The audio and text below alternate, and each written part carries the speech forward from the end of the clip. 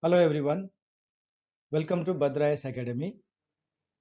In this series, we are going to analyze the Economic Survey of India, that is the latest one, 2020-21. So normally we have some questions coming from the Economic Survey for prelims. Some are direct questions, but mostly we find that they are interpretative or analytical. So if you understand the Economic Survey, then you may be able to answer the questions. But for mains exam, where we have more interpretations, analysis, okay, and explanations, so a proper understanding of economic survey is required. So what I am going to do, I am going to prepare a series of notes, multiple choice questions plus answers for mains from the economic survey.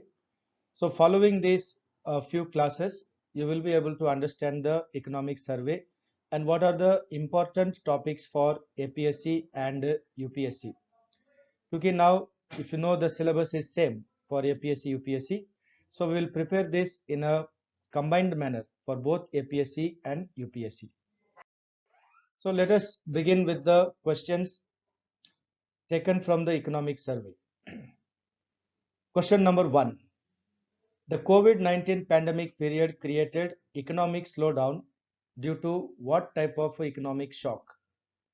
Is it only a demand shock or supply shock or the employment shock? Yeah, both demand as well as supply side ka shock.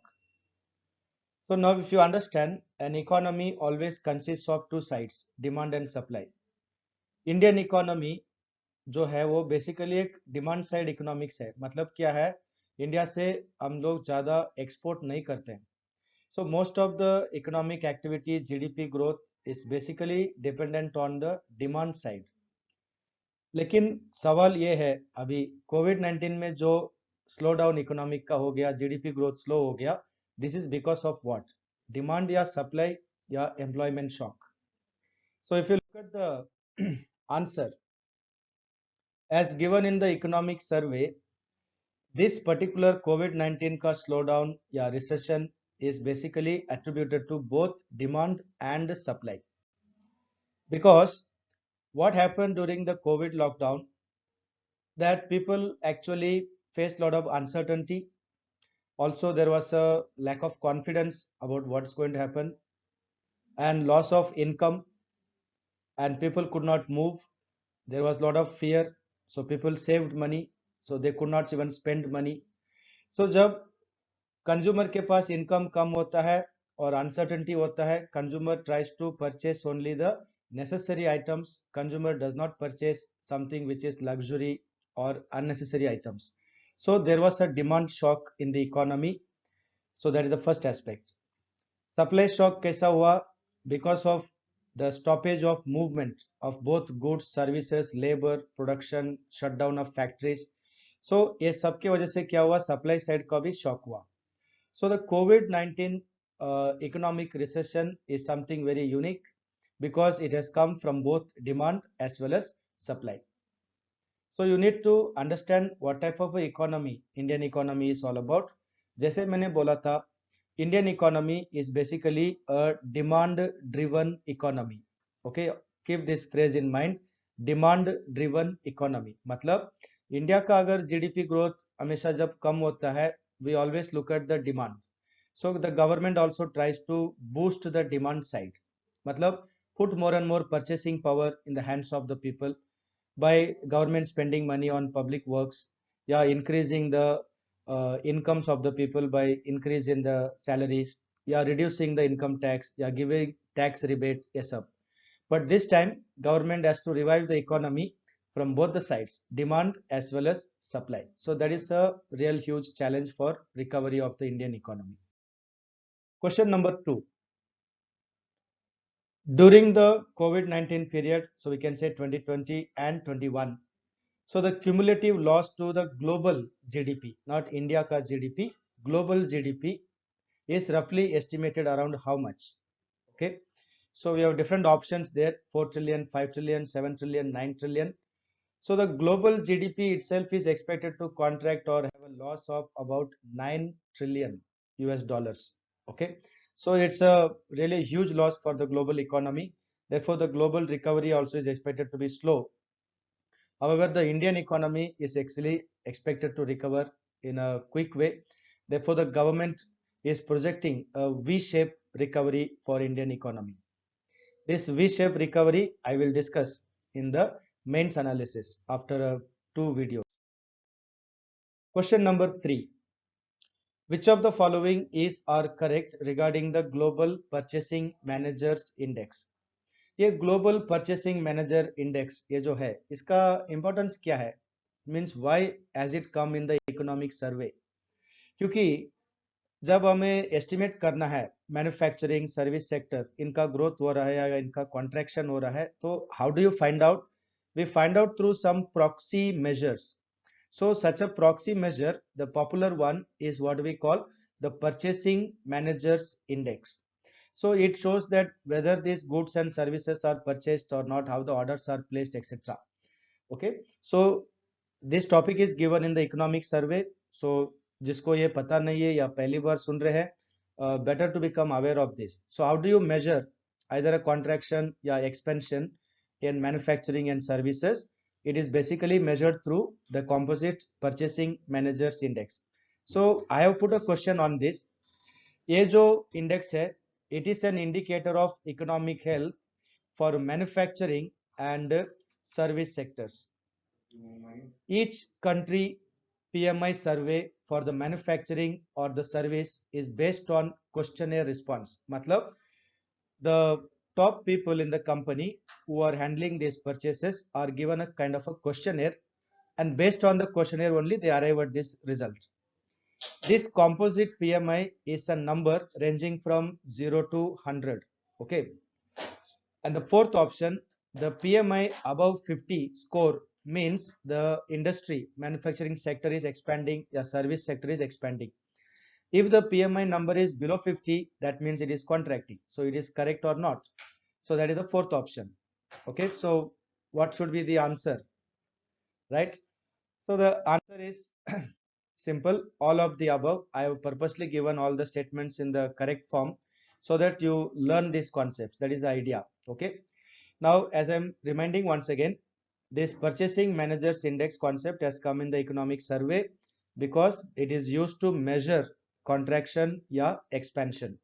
Now that world GDP is contracting, Indian economy also contracted. So more or less, this gives an idea how it is contracting or expanding.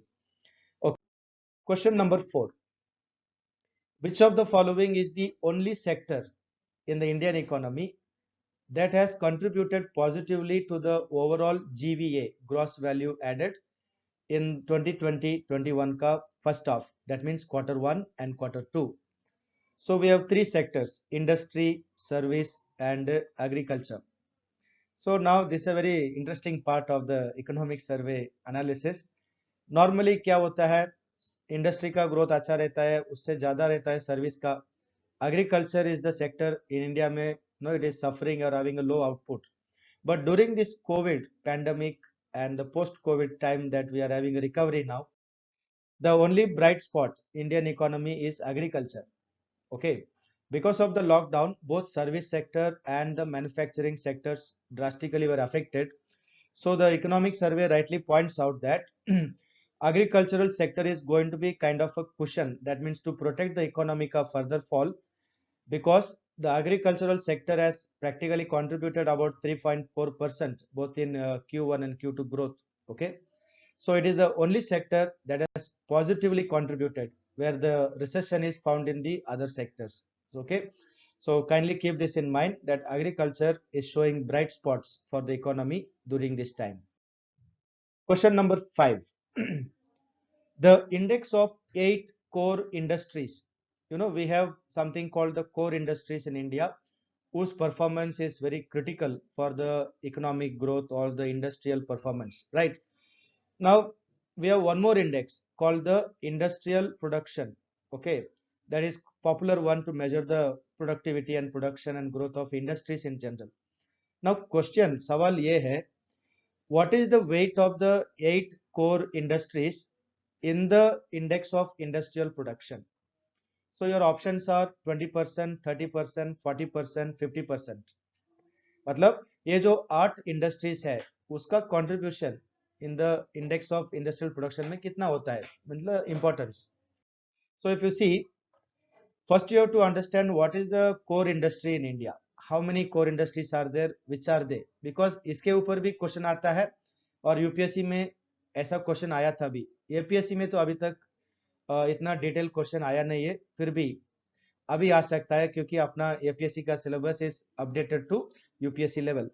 So if you look at this, the 8 core industries are coal, crude oil, natural gas, refinery, fertilizer, steel, cement, electricity. So these are what we call 8 core industries.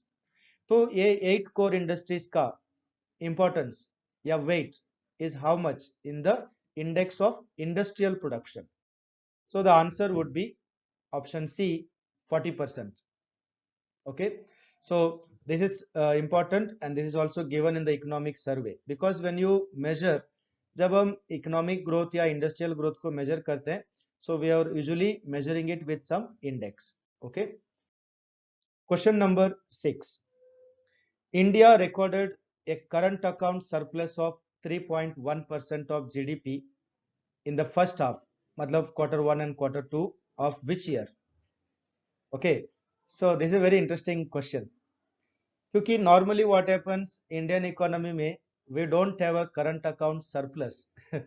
So I have already explained in the class to most students, Indian economy normally faces a current account deficit, but this time we have a opposite scenario where we can have a surplus in the current account. So the option is in which year? So it may be easy to guess, because contraction in global trade, lack of movement, etc. has contributed some changes in India. Now I am showing you this graph from the economic survey. Okay, this is actually a screenshot from the economic survey. So if you look at this economic survey, what does it show? The red line with the dots that you find going up and down, that is the current account surplus or deficit. So if you see 2018-19, there was a deficit, means it is below zero, minus May. And 2019-20 May, it's slowly climbing up, becoming equal to zero, right, in the quarter 4. Then slowly it becomes positive. That means this year, 2020-21. Okay.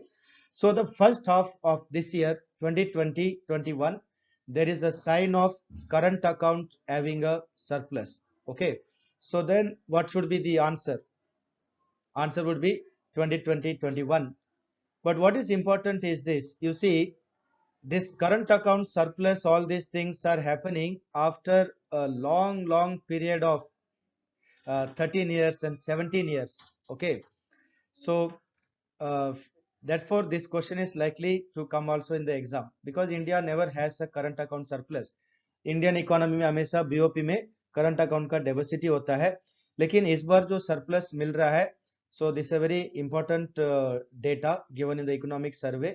तो शायद exam में ये prelims में पूछा जा सकता है या मेंस में भी पूछा जा सकता है, गिवन एनालिसिस ऑफ इंडिया का BOP balance and what is the situation. So the answer to this question, as I analyzed already, will be 2020-21. This is all because of the COVID impact, we can say. Question number 7. Current account of BOP. Now just now we discussed the surplus, etc.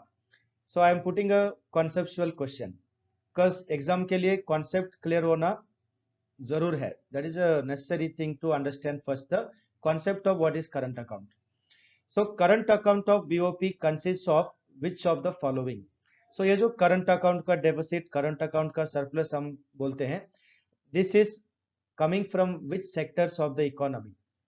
So current account of the BOP basically consists of, if you see the options there, we have merchandise trade. What is merchandise trade? It is called trade in goods. It is also called visible trade. The second one is given option invisible trade. What is invisible trade? It is the trade in services. Then option 3, you have foreign direct investment and option 4 we have a banking capital, means assets, liabilities, etc. of the banking system. So now the question is, out of these all four, which of the following comes under the what we call the current account of the balance of payment? So the answer would be, if you know the BOP ka chapter properly, the answer should be merchandise trade and visible trade. So the trade in goods and trade in services, that means export import, that comes under what we call current account. So the answer to this question would be answer C, that is option 1 and 2. Okay, this question is regularly asked in most of the exams. Even UPSC में ये question आया था. So but these are topics like APSC never asked so many questions from these topics. But now APSC का syllabus is updated to UPSC level. So you can expect, because we have a current account surplus. So likely questions, these are possible. Question number 8. Which of the following was the only country among the emerging economies, matlab emerging markets, to receive equity FII inflows in 2020? FII, it means foreign institutional investment. Okay. Equity means what we call the actual investment, which is called what you don't have to return. It is not a borrowed money, but rather it is called the non-debt capital. Okay, that is what we call equity, equity share, etc. Now, question is, which of the following countries received, means the only country to receive equity FII in 2020? So, if you look at the economic survey, again, this is a very interesting phenomenon. Now, economic survey has given this small chart. If you see here, most of the countries like South Korea, Taiwan, Brazil, Thailand, South Africa, Malaysia, Philippines, Indonesia, they are all in negative when they did not receive. What about India? India is on the positive side. So the answer is simple. India is the only country among all these emerging economies to receive FII equity inflows in 2020. Okay, so this kind of questions, when something is different या strange, exam में पूछा जा सकता है. So you need to prepare this. So as we analyzed, the answer is simple, and also economic survey says it, that India was the only country among the emerging markets to receive the equity FII inflows in 2020. ध्यान रखो, it is not FDI, so don't confuse with FDI. This is FII. Okay, question number 9. India's foreign exchange reserve, okay, means the reserves kept by the RBI and the government of India together, right? So the official exchanges are maintained by the RBI. So how much is the reserve that we have? It was around 586 billion in January 2020. Now the point is, this reserve is sufficient to cover the import of India for how many months? Okay. Now to give a chota sa background to this, why this is important? Okay. If you see 1991 में India में macro economic crisis हुआ था, it is also called the BOP crisis. तो ये crisis क्या था 1991 का? India did not have money, मतलब foreign exchange, to import goods and services. So at that time 1991 में इंडिया के पास सिर्फ 1 वीक का रिक्वायरमेंट ऑफ इंपोर्ट के लिए सिर्फ पैसा था. So India really can say was a kind of a bankrupt country at that time. So India approached the IMF for loan. Then we had the conditionalities of the IMF, as a result of which we had announced the economic reform, which is popularly known as the LPG, liberalization, privatization and globalization. So if you look at it now 2020, right? So after 1991 to 2020 long period of time, now India has become quite strong. We have a lot of surplus reserve. So now the question is, for how many months India can survive even if there is a problem? Okay, that is the point. So the answer would be 18 months. 18 months is a sufficient period of time. Even if a country has reserves for say 6 months period of time reserve to import, that is a sufficient cushion, okay, for any international standard. So India has got 586 billion as of January 2020 That's really a very sufficient kind of a reserve that India had at the time.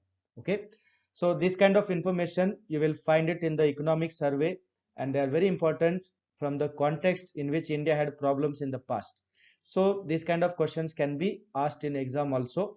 इसलिए you have to keep this basic information and statistics also in mind. Question number 10. Which of the following statements are correct?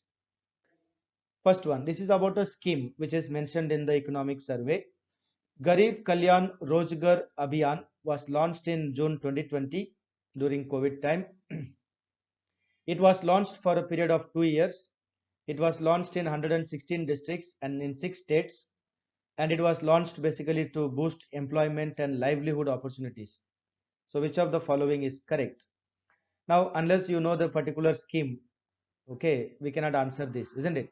So this is not an analytical question, but it's rather knowing the scheme, what the government has launched. So if you look at the scheme, everything is right except one. Statement number 2 is wrong. So what is the scheme? Everything is correct except point number 2. It was not launched for 2 years. It was launched for 125 days. Okay. So the answer is except 2, 1, 3 and 4. Okay. This just a memory work. You need to remember this. You see exam में UPSC APSC में हमेशा कुछ ना कुछ schemes के ऊपर question आता ही है. So there are lot of schemes mentioned in the economic survey. So the government thinks that these schemes are important. Okay. Therefore, I have just put one or two schemes to give highlight to the schemes asked in the economic survey. Question number 11. Which of the following statements are correct? The national income statistics is compiled by the NSO, that is the National Statistical Office. The NSO has estimated a contraction of real GDP by 7.7% this year. The base year for the real GDP, okay, is 2014-15. So which of the following statement is correct? Now, for those who do not know GDP or economics study properly, you may wonder what is a real GDP. Now, what is a real GDP? Real GDP is one way of estimating the national income, that is the GDP, by taking the base year price. The other method is called the nominal GDP or current year GDP price. Current year price में क्या होता है? Suppose I want to measure the GDP of 2020, I will take also the price of 2020. Now it is possible 2020 में price अगर कम होगा रहेगा या price can be also more. Now this is what we call the effect of price change, yeah, inflation and deflation. So when you take the price of the current year, we don't get the real picture of GDP. So what we do in economics is that we take the base year price, means some standard price which is fixed for all the years. So when you measure GDP using some base year price, that is called real GDP. So now the options are whether all this data is correct and what is the base year for real GDP. So if you look at the answer, the base year is actually wrong. Okay. So option okay, it should be option 1 and 2. It is highlighted as 2 and 3. That is wrong. Option should be 1 and 2. So if you look at the options, national income statistics is compiled by the NSO. That is correct. And the NSO has estimated a contraction of real GDP by 7.7%. That is also correct. Okay. I think it's by mistake I highlighted C. So the answer would be actually 1 and 2. That means answer would be D. Is this clear? So I have given there because the base year is 2011 and 12. So the base year 2014-15 is wrong. Okay. So you need to keep the base year in mind and you calculate the GDP. Also, you need to know what is the meaning of real GDP. So for the conceptual part, you need to know these things. Okay. Now, question number 12. With regard to India's GDP since 1960-61, which of the following statements are correct? So this is a very interesting information given in the economic survey. इसका question क्या है? First one, India का GDP contracted 3 times since 1960. मतलब we had the recession 3 times. Is it right? Second option, India's GDP contracted 4 times since 1960-61. And the third option is the interesting one. Other than 2020-21, this year ka contraction, in all other contraction, the previous ones, whether it's 3 or 4, agriculture had a fall in the output.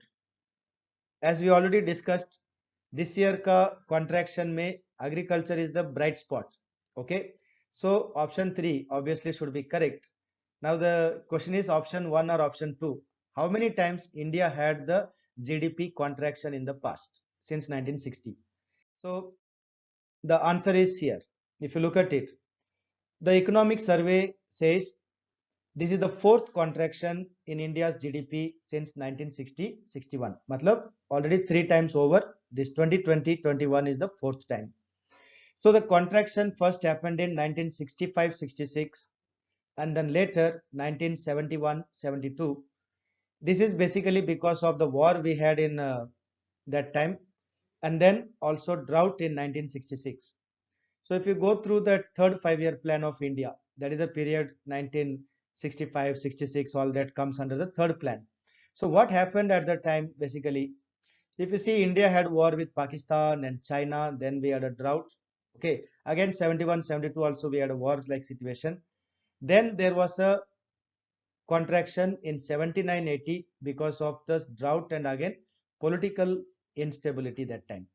Okay, because if you know the little bit of history, Indira Gandhi lost the election 1978. Okay, so we had Morarji Desai becoming prime minister, and then government fell in 2 years, all that. So there was a political instability. Now, what is the common factor?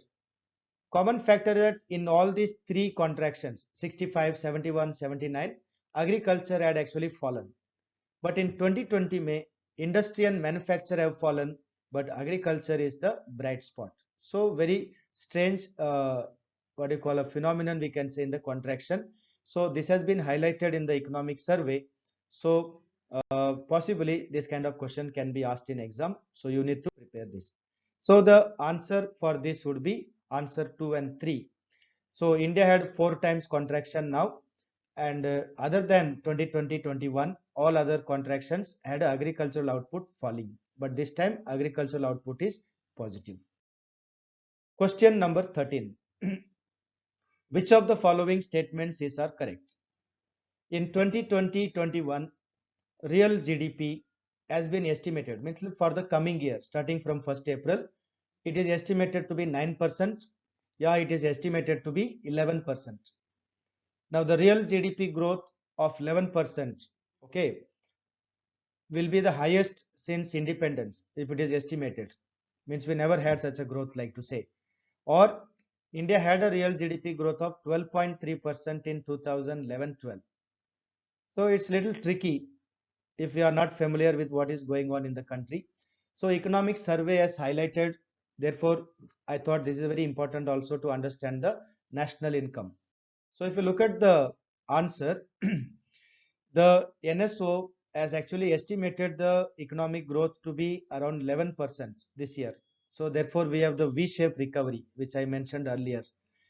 Then if this really 11% growth takes place, this will be the highest ever since independence. Okay, so therefore only those two options are correct.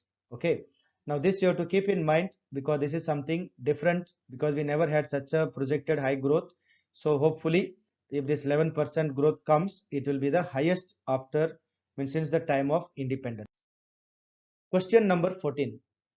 Which of the following is or components of non-debt receipts of the government? So if you look at the government ka revenue or receipts, we have both debt receipts and non-debt receipts. Okay, so now these are actually studied under the revenue budget and the capital budget of the government. Means I have discussed this and taught in the class also. Now if you look at the question, net tax revenue, which will be part of what type of a receipt, debt or non-debt? Non-tax revenue, then proceeds from disinvestment and loans from World Bank. So if you see there, option number 1, 2, 3, these are actually income to the government. Therefore, these are actually called non-debt. Whereas taking loan from World Bank is actually called debt, because anything you borrow, it is a debt, okay, the debt received. So the answer to this question would be 1, 2 and 3, because loans from the World Bank, as I told you, is a debt receipt. It is not an income to the government. Question number 15. Which of the following is or components of non-tax? So right now we discussed tax, non-tax, debt, non-debt. Now within the non-tax क्या क्या आता है Indian का government receipt में? So interest received from the loans given by the government, dividends and profit from public sector enterprises, external grants in aid received by the government, surplus transferred from the RBI to the government of India. Are all these possible, or what could be the some other option? So the answer would be all of them are actually called the non-tax revenue. Okay, so if you look at the economic survey, it has clearly mentioned this. All these items are there. Interest receipts on loans, then dividends and profits, surplus and receipts and services provided by the government, and also external grant. All these are non-tax revenue. So the answer would be all of the above. Now these are conceptual things, like a static part of the economic subject, which is again given in the economic survey to help understand the concept. Okay, so you have to understand these things, because anytime these kind of questions can be asked in the exam. Question number 16. Which of the following is among the 5 states attracting foreign tourists in the country in 2019? Means before corona, you can say in the normal time. So which are the states in India, top 5 states which are getting foreign tourists into India? So which one is here? Kerala, Punjab, Assam, Uttar Pradesh. So the answer would be, first to know which are the 5, then you know out of that which one is given here, isn't it? So if you see there, I have provided the answer here. The top 5 states attracting foreign tourists are Tamil Nadu, Maharashtra, UP, Delhi, West Bengal. So obviously the answer would be UP. Though it appears that Kerala has got a lot of tourists, or even Assam gets also a lot of tourists, but they are not in the top 5 as far as 2019 is concerned. Okay. Question number 17. Which of the following statements is are correct? The platform for transparent taxation honoring the honest. Okay. So the government of India is having a little problem collecting taxes, because our tax to GDP ratio, that means the relative share of tax revenue in GDP, is quite less.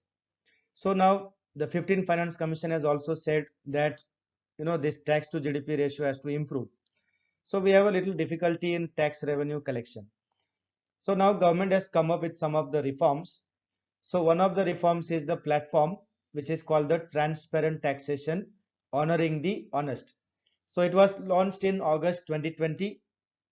So the objective is to impart greater efficiency, transparency, accountability, and to eliminate physical interface between taxpayers and the tax officer. So there is no physical touch, contact, harassment, etc. So the platform stands on 5 pillars of tax reforms. Okay, which of the following is correct? Now, obviously, if you are not aware of this reform, it's not possible to answer this. So you need to study this topic from the economic survey. I will be discussing this topic again in the mains answer writing part of the video. Okay, so that time I will discuss more in detail. Now to give a basic idea, so if you look at this reform of the tax by the government, so it's a platform which is correct, launched in August 2020. Now what are the main features of this? So there's a more usage of technology, data analytics and artificial intelligence in this. So there is less of physical contact. So it also recognizes taxpayers as kind of a partners in building the nation. Now only one option was wrong, where we had given 5 pillars. It is not 5 pillars, but it is rather 3 pillars. Now what are the 3 pillars of this reform? I will be discussing this in detail in the mains answer writing video. So in short, they are faceless assessment, faceless appeal, and taxpayer ka charter. Okay, so there are three pillars. Therefore, the answer also therefore would be option 3 is wrong. That is, here given 5 pillars. The answer should be 3 pillars. So right answer is C, 1 and 2 only correct. Once again यही सवाल यही question हम वापस discuss करेंगे maybe in the third video या fourth video में. How to prepare a mains answer from the economic survey. Question number 18. Which of the following is are correct regarding the taxpayers charter? Just now we mentioned in the previous question. So ये जो taxpayer का charter है, इस charter के बारे में क्या-क्या statement सही है? So option 1, the taxpayers charter for India consists of commitments by the income tax department. So income tax department के द्वारा क्या-क्या उनका commitment होगा? Number 2, this charter also consists of the obligation या responsibility of the taxpayer. Is it correct? Both these are there or not? So the answer is yes. Both are there. Both 1 and 2 are there. Therefore, these topics are both important. Okay, I will discuss this again in the mains answer writing section, how to understand these topics and how to prepare answers for mains. Question number 19. Which of the following statements are correct for India? The institution of income tax ombudsman was created in 2003. Indirect tax ombudsman came into existence in 2011. Now, जिसको ये ombudsman concept पता नहीं है, basic idea is that if you have some complaints, you want something to be addressed by somebody, so you approach some body. That body is called ombudsman. Okay, so it basically deals with the redressal, etc. Now, which are the options are correct in this? So answer should be both. Okay, so both 1 and 2 are correct because this is given in the economic survey. Okay, so now this kind of a statistics you need to know. This is part of GK, general knowledge, and also since it is given in the economic survey and it is part of economic reform, tax reform, therefore this is a likely topic to come for exam. Question number 20. Which of the following is or true regarding the revenue deficit and fiscal deficit? You see, government का ये जो deficit होता है budget में, there are two important concepts of deficit. One is the revenue deficit, other one is the fiscal deficit. Revenue deficit is the revenue budget. Okay, so what happens to the fiscal deficit? So the first option you see, revenue deficit is related only to the revenue budget. Fiscal deficit related to only the capital budget. Is it correct? Third option, FRBM requires, that means the Fiscal Responsibility Budget Management Act 2003 requires fiscal deficit to be reduced to 3% of GDP by this year 2020-21. So which of the options are correct? If you know the concept of fiscal deficit, I have explained this topic many times in the class, right? So fiscal deficit actually consists of what? Both revenue budget and capital budget. क्योंकि fiscal deficit में we consider the total expenditure and total revenue, मतलब income to the government. Therefore, so the answer would be option 1 is correct and option 3 is also correct. Option 2 is wrong. Now these are conceptual questions which are asked in APSC also and UPSC also. Okay, so you need to be thorough with this kind of a basics of the budget and the economic survey. Question number 21. The debt to GDP ratio of the states in India, state government, in the last 10 years has been between what percentage? Now, ये सवाल मैंने क्यों डाला है? क्योंकि if you see the UPSC का paper 2018, ये question आया था. What is the domestic liability of the central government and what is the domestic liability of the state government? APSC exam में अभी तक ऐसा डिटेल क्वेश्चन आया नहीं है, लेकिन इसका मतलब यह नहीं कि इसके बाद आ नहीं सकता है. It can come, okay, and these things are this time very much highlighted by the economic survey. So I have given this question. So let us look at this diagram. You will understand the answer easily. So the one part that you see here, this arrow, this green color line, so this is the debt to GDP ratio of the state government. So what do you find here? The debt to GDP ratio of the state government in the last 5 years has been between 22 going up to now 26. According to FRBM Act, it should be around 20%, not more than that. But it is between 20 and 30. Okay, not at touch 30. So about 20, below 30. So the answer should be it is between 20 and 30. क्योंकि ऐसा सवाल UPSC में 2018 में पूछा था. So you need to know what is the state government का debt to GDP ratio. Question number 22. Public debt or public debt. So how do you define this public debt in India? So lot of confusion. Sometimes students क्या होता है, total liabilities of the government and public debt को confuse कर देते हैं बहुत समय में. सब एग्जाम में ऐसा सवाल आता है, so then you don't know exactly what is the answer. You see, total liability का मतलब क्या है? The government has to repay the money. Okay, it consists of two things. One is the borrowed money, and the other one is the money which people have deposited with the government, which is kept in the public account, and that money government has to return. That is called total liability. Public debt is the borrowed money, which is actually borrowed against what? That is the question here. Is it borrowed against the consolidated fund, yeah, contingency fund, yeah, public account, yeah, both consolidated fund and contingency fund? So technically the answer, if you know it, it should be consolidated fund. Okay, because all the money received by the government including the loans are deposited in the consolidated fund. Public account में क्या रखा जाता है? The money contributed by the people which has to be returned to the people. Okay, so technically as defined in the economic survey, not my definition, as defined in the economic survey, public debt is the debt contracted against the consolidated fund of India. Don't ever forget this. Okay. Question number 23.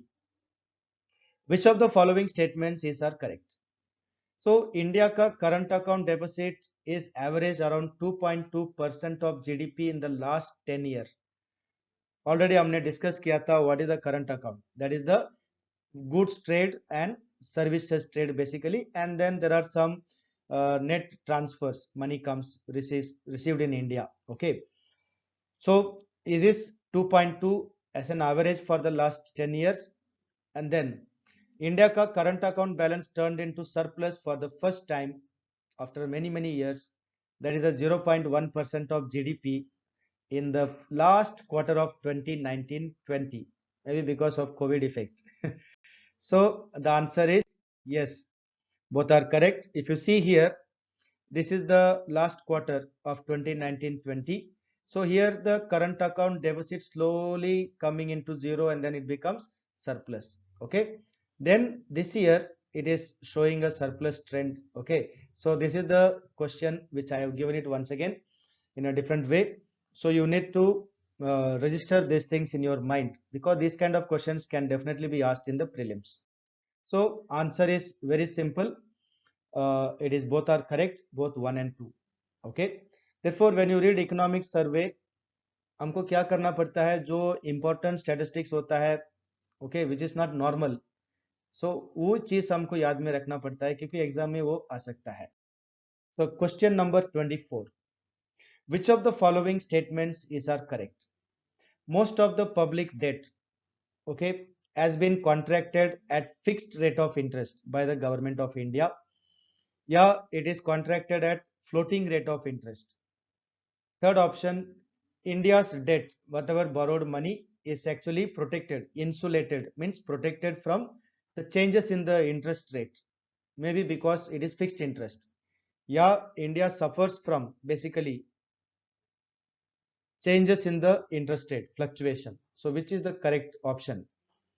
1 or 2 and 4 or 1 and 3? Yeah, 2 and 3. So if you have read the economic survey, you should know option 1 is correct, fixed rate, and option 3 is correct, India is protected against the interest rate. So that's what the economic survey is trying to justify, that Indian economy, yeah, our borrowing is quite safe. Why? Because this time lot of money is borrowed, the borrowing limit has gone very high. So the economic survey is trying to justify that there is no big problem, we are in a safer side. So the answer would be same thing what I explained here. Answer would be 1 and 3.